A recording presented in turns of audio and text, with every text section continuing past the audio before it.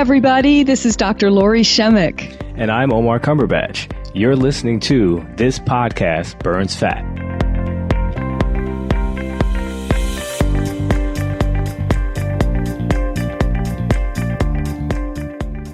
Hey, Lori, how are you today?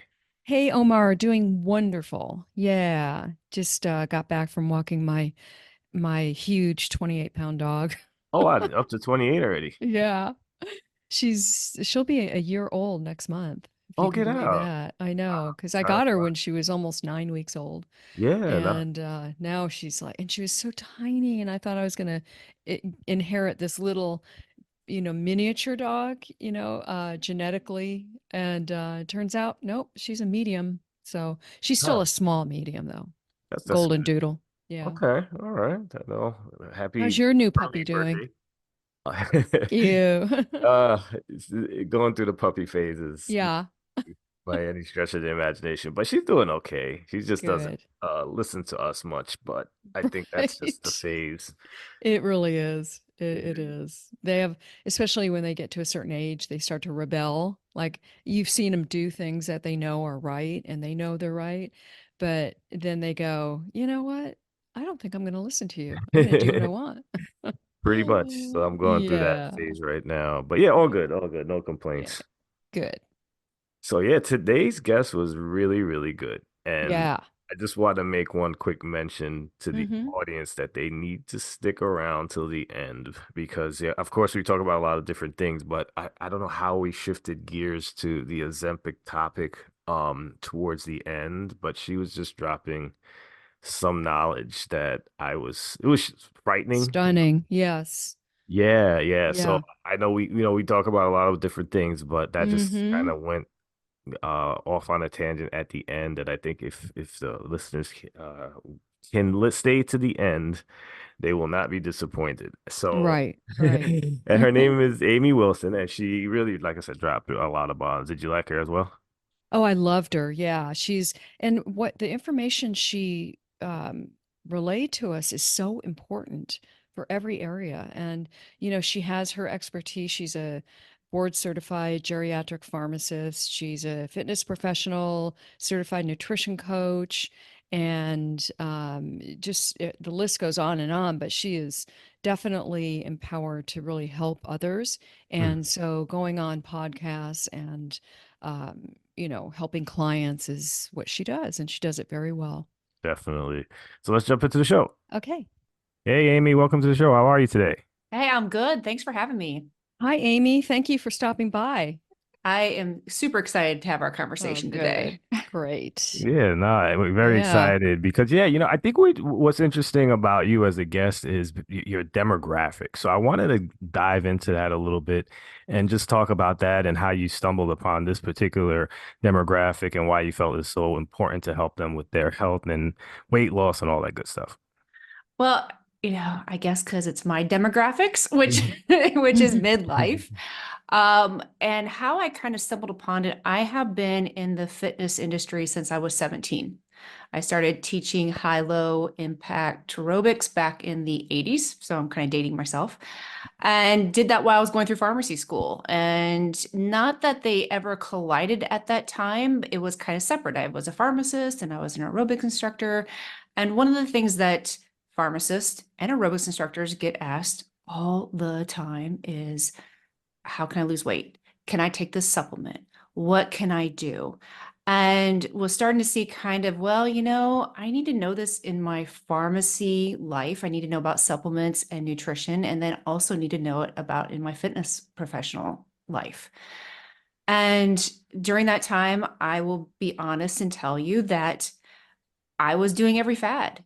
I would do whatever diet was around because I was also looking for the quick fix or what was working or what I thought would work. And, they all work for a hot minute. And I became what's called an exercise addict, where I would try to out train pretty much a bad diet and end up blowing my back out at 29 and had to have back surgery. You thought I would learn my lesson? I didn't. I Mhm. didn't. We didn't know much about nutrition back then. It was that time it was fat free. And then we'd have South Beach, and then we have Atkins, and you name the diet, it was there, cabbage soup. Yeah, I There's remember. right. Yeah. There are so many things. And just fun fact, I turned orange in college from eating too many carrots because I was on the carrot diet. So, so we did all the things. And I really needed to find out more about supplements. I really needed to know more about nutrition. So I started on my nutrition journey and was certified in all sorts of different modalities. But it was still all about calories in, calories out. And it wasn't really about the quality of nutrition, unfortunately. And we were still trying to chase skinny, always trying to chase skinny. Well, I turned my 40s, perimenopause comes in with, oh, it was horrible. Everything I thought worked stopped working. I was teaching, 10 to 15 classes a week. I was doing extra workouts. I was dieting, and the pounds kept coming on. And as an instructor, that's very, very stressful because you're the one that everybody looks to get in shape. And when you don't look it and you don't feel it, it puts on an added pressure. And at the same time, I'm also seeing patients in my nursing homes, because I am a board certified geriatric pharmacist, getting younger and younger. And that was really just eye-opening. And they were coming in with a lot of lifestyle diseases, meaning that we're seeing type 2 diabetes, prediabetes, strokes, heart attacks, and people who are 45, 50. And that's scary. Yeah. Very scary. So I went for another certification, or actually not a certification.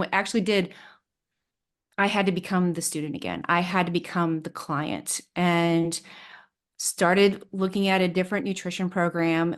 And it was a game changer because it was no longer focusing on calories in versus calories out. How much can you work out? It was now focusing on macronutrients, proteins, fats, and carbohydrates. It was now focusing on the quality. And it was now focusing on, hey, you're working out too much.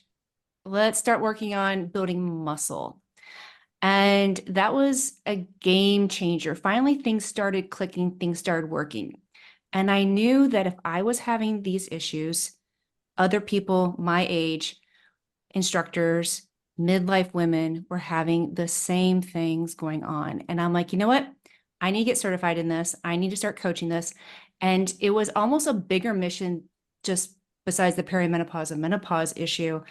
The bigger mission is to keep you out of my nursing homes, because it's all connected to decreasing inflammation, to increasing your muscle mass, to decreasing body fat, so that we can live better, live longer, and prevent disease. And that's where it comes down to stop chasing skinny and trying to get to a certain size that you think that you should be able to attain, because that doesn't mean anything when you are 75, 80, 90, and you break a hip.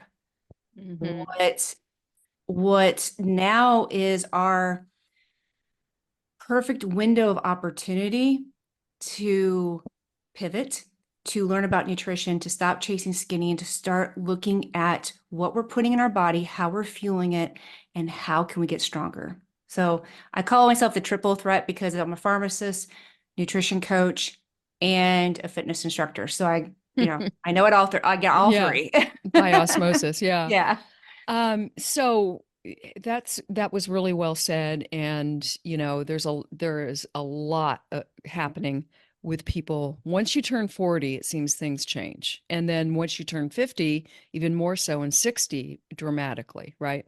Oh, yeah. So it's so important that we really maintain, like you mentioned, our muscle mass, our optimal health as best we can so that we're resilient as we age.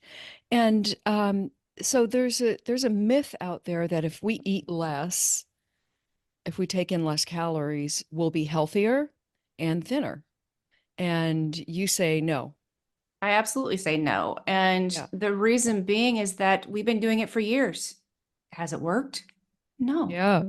Not at all. And that's why I have to tell my clients a lot of times, because a lot of them have been under eating for years. They have slowed their metabolism down. When we have yo-yo dieted, I mean, think about how many yo-yo diets we've done. How many quick fixes do we do? Every single time we did that, we lost muscle mass. You lose muscle mass, you're going to slow down your metabolism. It's science.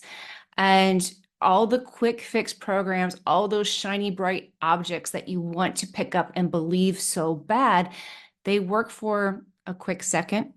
And then reality comes back and you gain the weight back. And I always say it brings friends. There's more pounds that come on, and that's because you slowed your metabolism down. Now, do that over and over and over again. And now your body isn't as resilient as it was when it was younger. I always say you're borrowing from the future when you're younger.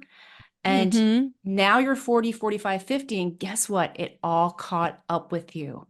And all that time that you were slowing your metabolism down, now put in the fact that you're now decreasing estrogen, and it's the perfect storm. And we think that we want to blame menopause. We want to blame perimenopause when we didn't look back to our younger self and say, you know what? Kind of set ourselves up for this. And now we really need to focus on eating again, because that's what we need, because our muscle needs food. And in order to build muscle, we have to have food. And every single time that you decrease and decrease that food, once again, you're losing your muscle. And as a midlife woman, okay, now we're looking at osteoporosis.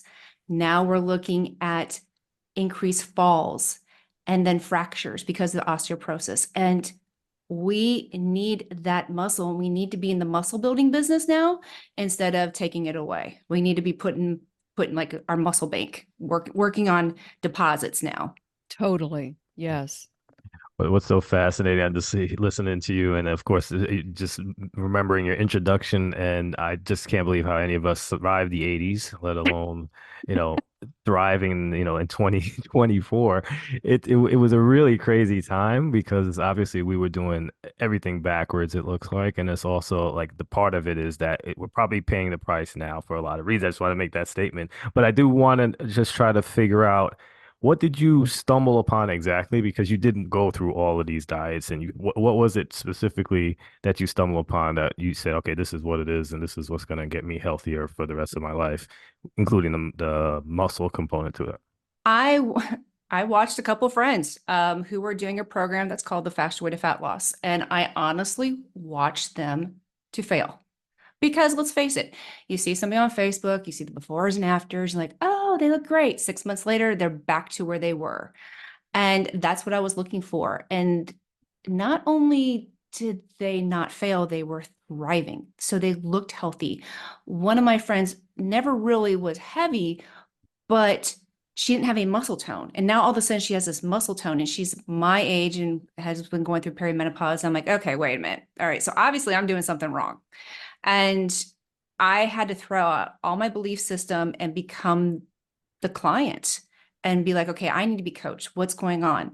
And with the Fast Way to Fat Loss, with the program, it's focusing on getting whole food nutrition, focusing on getting rid of the processed foods, the ultra processed foods, getting protein in, and then using the macronutrients. And then we do also what's called carb cycling, going low carb a couple of days and then bringing carbs back in. So you're getting where you're becoming what's called metabolic flexible. Change yourself from a sugar burner to a fat burner. All of learning those techniques and then pairing it with 30-minute workouts that are muscle focused was a game changer for me. Total game changer. And here I am 4 years later, have not yo-yoed, haven't dieted, and still getting stronger, which is amazing. When I started lifting, started maybe 10 pounds, 12 pounds, because I was an instructor. We in classes, we do 8 pounds, 6 pounds, Mm-hmm. weights small. Now I'm doing, 30, 35 pound dumbbells. So it's a progression. And I always tell my clients that the day that you start with me is day one, but it's not a diet. We're not finishing in 6 weeks. We're going to keep going. We're going to go for longevity, because when you finish is when you take your last breath on this earth, because now we're looking at nutrition. Now we're looking at muscle building.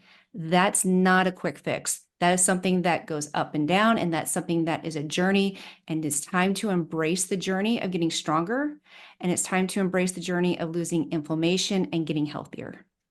Agree completely. Yeah. And would you say that, excuse me, balanced blood sugar is the key, Oh, perhaps the yeah. best marker for optimal health? Yeah. Absolutely. So when we are eating ultra processed foods, meaning that if someone's not sure what's ultra processed foods? Ultra processed foods, lots of chemicals, lots of added sugar, colors, may also be artificial sweeteners such as sucralose, aspartame K. Any of those foods will mess, one, with your gut microbiome, and then two, will cause sugar spikes. And what we don't want is these huge mountains of sugar spikes. Yeah, it's normal for your blood sugar to go a little bit up and down. No, you're never going to be a flat line. But what we don't want is just these huge, huge spikes and then crashes, spike, then crash. Because what that does is that increases our age. So we actually age forward instead of age backwards. It increases our inflammation. And we know that inflammation is now the cornerstone of so many diseases: diabetes, heart disease, strokes, Alzheimer's. We call Alzheimer's type 3 diabetes now. So balancing our blood sugar by doing that, by eating protein, fats, and carbohydrates, and yes, you can eat carbohydrates and still balance your blood sugar, then that is really the cornerstone of everything. So you did mention that you can have carbohydrates, and can you kind of describe what we can actually eat in a carbohydrate family? Because I know that a lot of people are very terrified of the carbohydrates nowadays. And if there is if it is just a matter of food pairing and balancing out your meals, could you just talk about that a little bit? Yeah, so what we forget that carbohydrates are fruit and vegetables. I get that all the time. It's like, oh, I didn't realize vegetables were carbohydrates. Yeah, they are.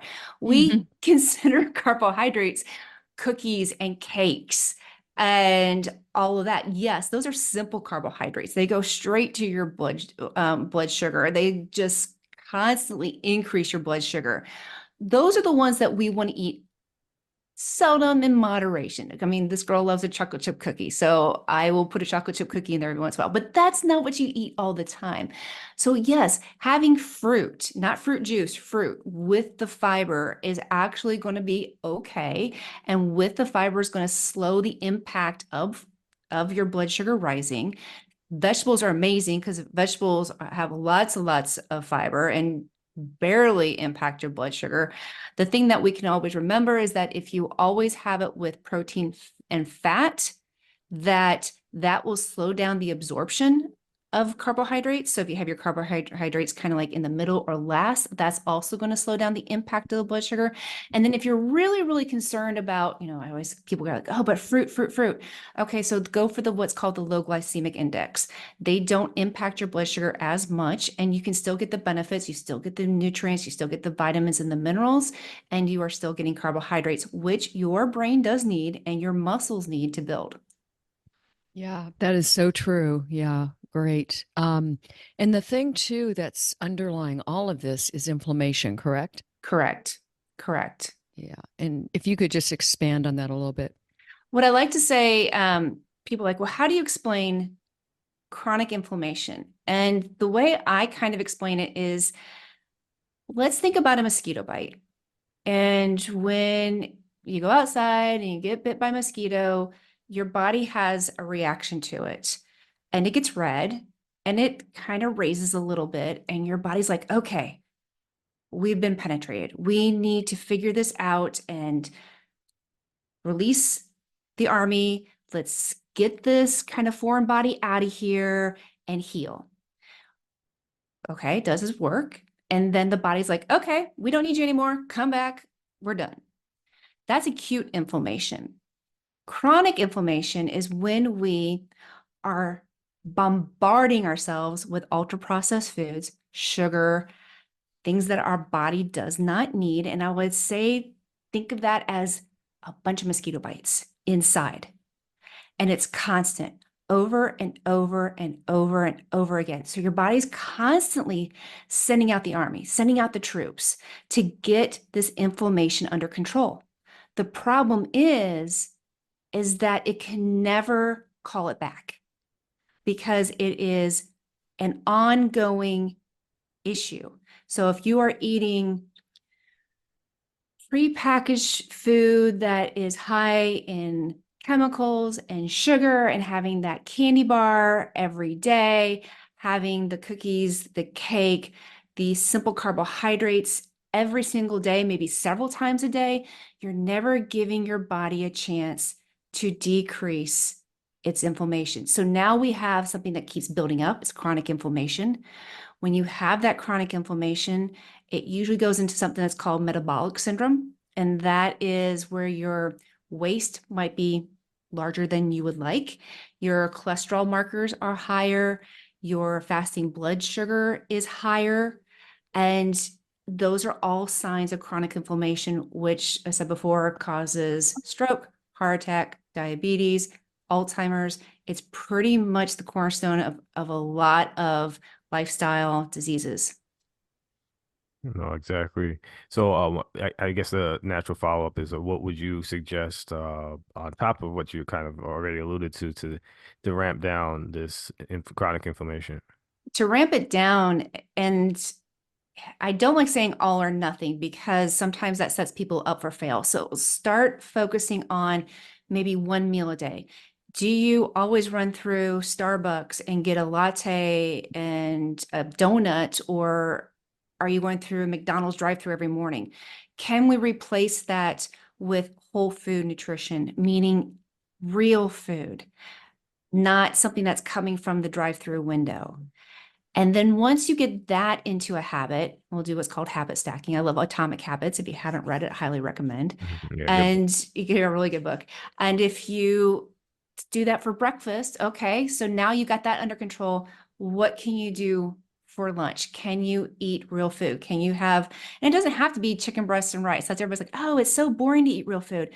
No, we've made it boring. Real food's actually amazing. And there's so much you can do. We've just been programmed to think that cooking should take a long time, that packing your lunch is horrible. And it's really funny that you look at somebody, if you're at work and somebody's eating healthy, and someone says, oh, you must be on a diet. We don't look at the person who's eating the Big Mac and fries at all and say, oh, I can't believe you're eating that. But you're looking at the person who's eating all healthy and going, oh, you must be on a diet. Like, that's horrible. We need to normalize eating real food again. Yeah, definitely agree with that. I was also thinking, that you do have, the triple threat that you mentioned earlier.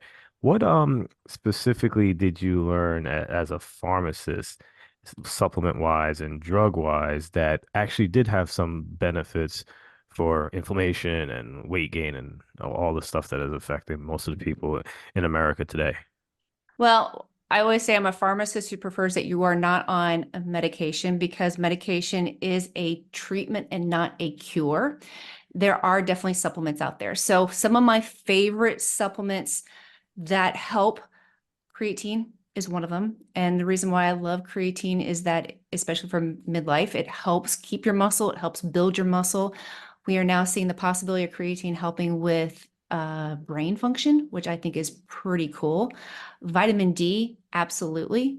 Most of us don't get enough because, let's face it, we're not getting the sunshine. We're not getting the amount of sunshine that we need to make vitamin D. Those are probably my two favorite. Some other ones that are good, omega-3s. Omega-3s for inflammation. They are probably one of the best supplements you can take. I like one that's actually is an all vegan. It's made from algae and not fish because, man, what we're doing to our fish population is pretty scary. But Mhm. omega-3s are great. And then a good probiotic when you need one, because gut microbiome is huge. And if we can keep our gut microbiome flourishing, we know so much of that good bacteria also can help with inflammation and with mood, depression, anxiety, Alzheimer's. It used to be that we thought that every bacteria was bad. And now we're realizing that, you know what? There's such a thing as that we need balance and we need good bacteria.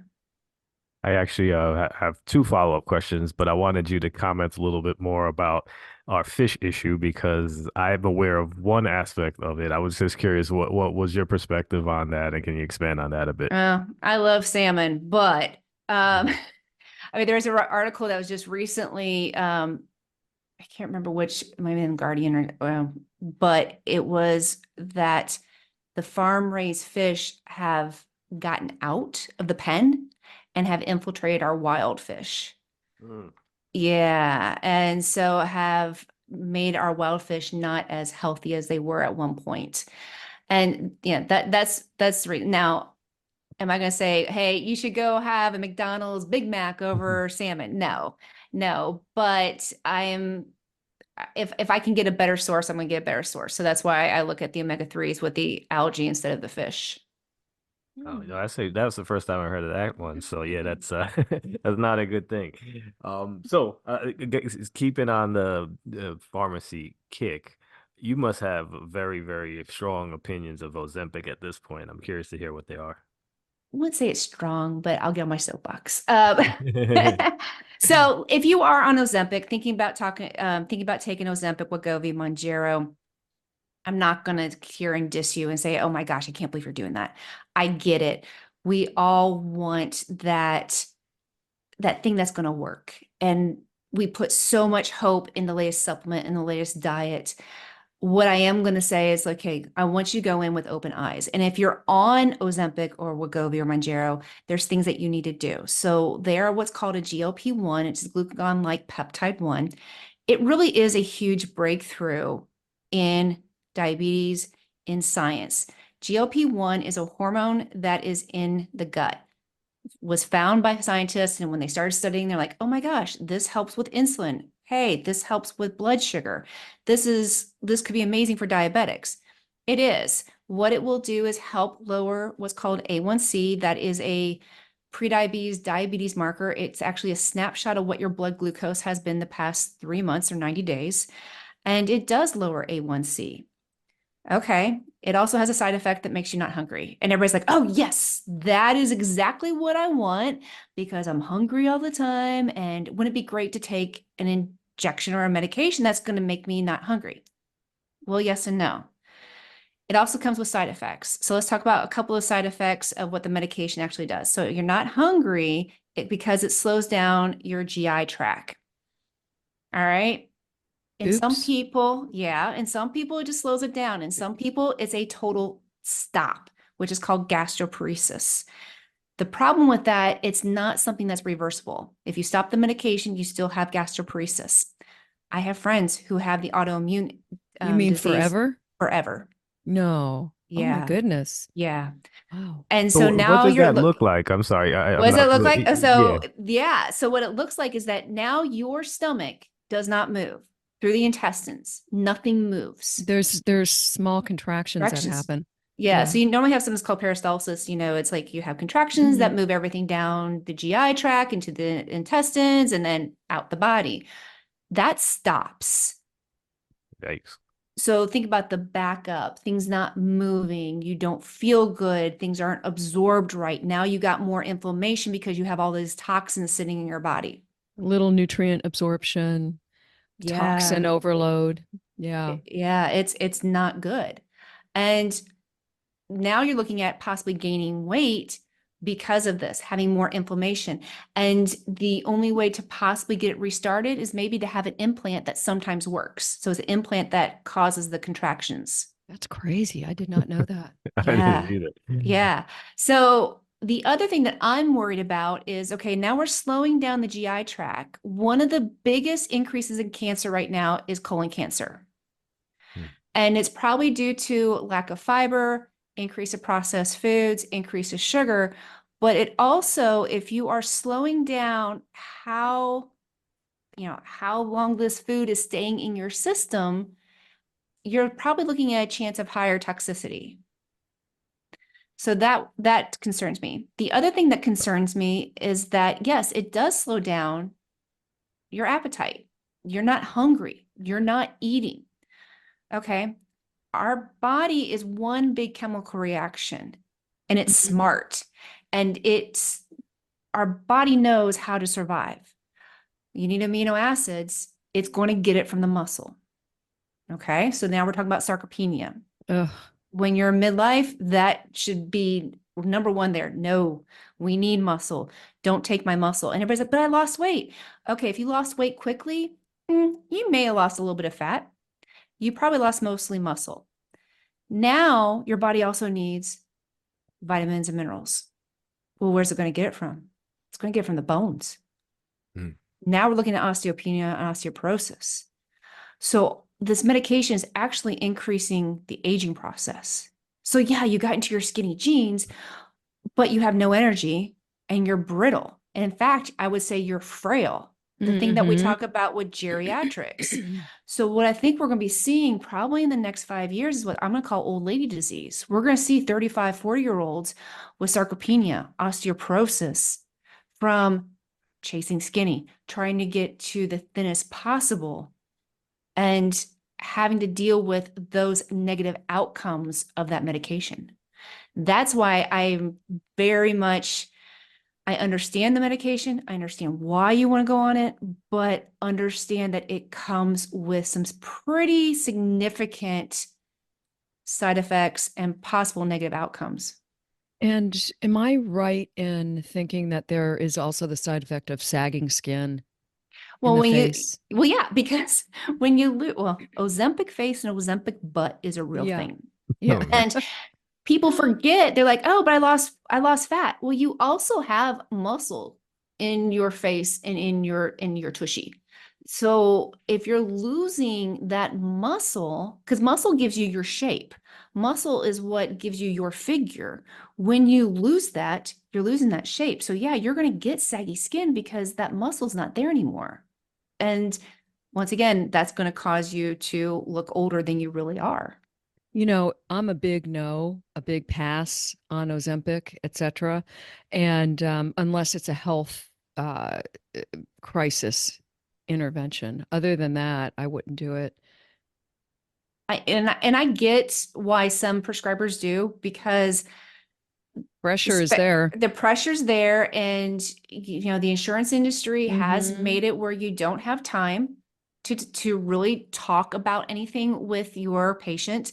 And this is the first time that you have something that, like, they come in and say, I want to lose weight. What can I do? Well, this is the pretty much the first time that you have something that you can just write and say, here, take it to the pharmacy and fill it. But is it the right thing? Maybe not.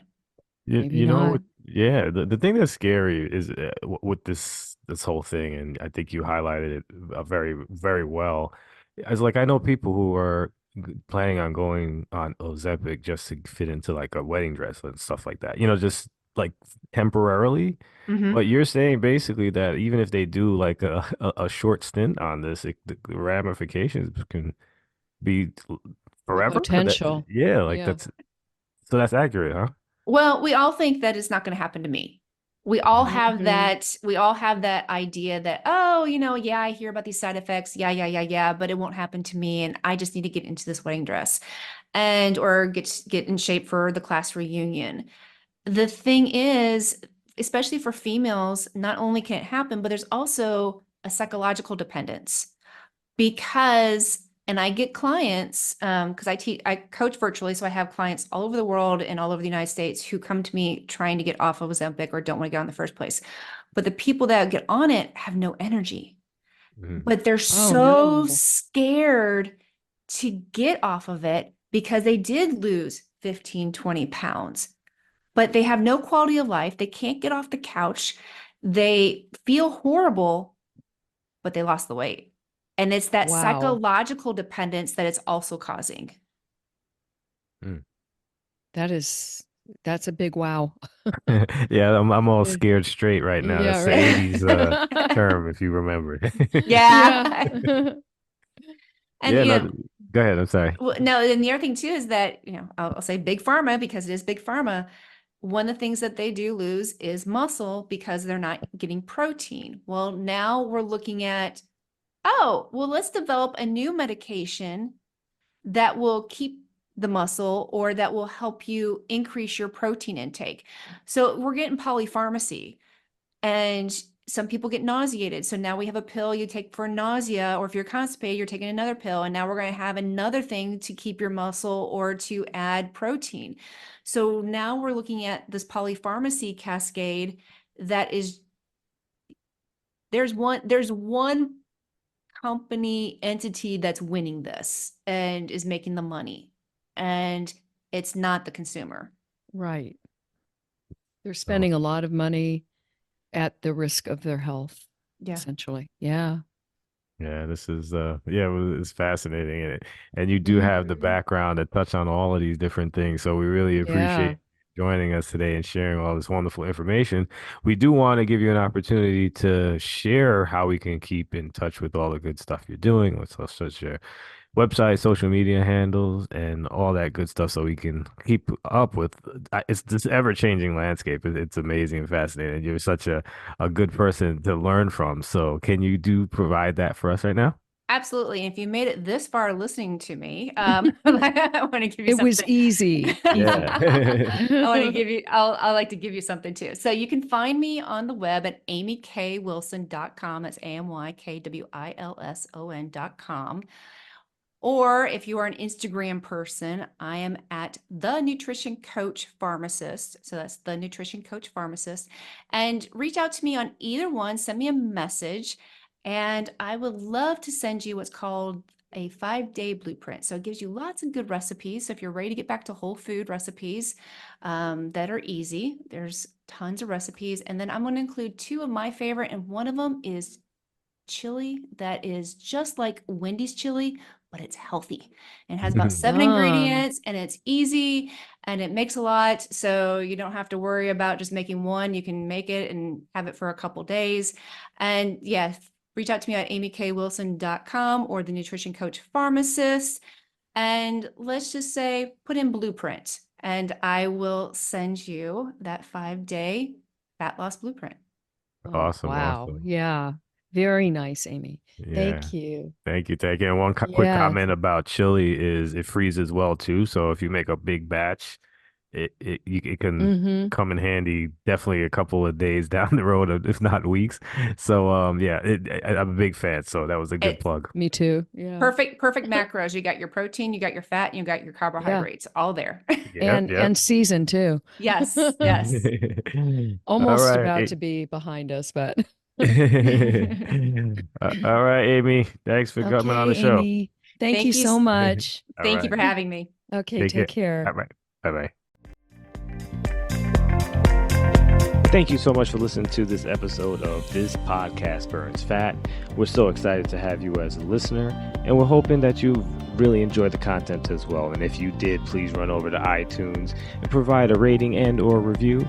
It will go a long way in helping us continuously build our listenership up so that we can provide you with excellent content regarding fat loss, weight management, and just an overall healthy lifestyle. Thanks so much. Have a great night.